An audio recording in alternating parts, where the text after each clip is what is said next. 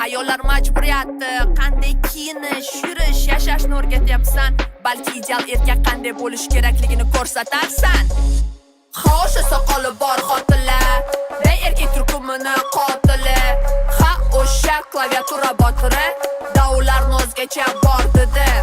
Ayollar ozodligini gapirmasdim, erkaklar ozodligini cheklamasa. Bermoq, jon bermoq deyishardimi? Yo'q, erga tegmoq, jon bermoq. Ayoliga turmush o'rtog'i emas, qotilga aylanibdi, bu senga qiziq emas. Yangiliklarni qara, nima bo'lyapti? Go'daklar otasi tomon zo'rlanyapti. Chista tasodifan erkak bo'lib tug'ilganing ayollardan ustunsan degani emas. Erkak bo'lib yashash uchun bilib qo'ygin, erkak bo'lib tug'ilishni o'zi yetmas. Xo'sh, soqoli bor xotinlar, ey erkak turkumini qotili. Ha, o'sha klaviatura botiri, davlarni o'zgacha bor dedi.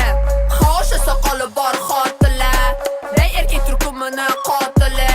Ha, o'sha klaviatura botiri, davlarni o'zgacha bor dedi. Gaplarim yana senga yoqmaydi. Da qo'y. Fakt va argumentlarsiz meni fohisha deysan. Da blay двойне qo'y. Lekin ko'zguga qara, fohisha bo'lish uchun ayol bo'lish shart emasligi isbotsan. Itin qo'y. Xo'sh, soqoli bor xotinlar, ey erkak turkumini qotili. Ha, o'sha klaviatura botiri, davlarni o'zgacha bor.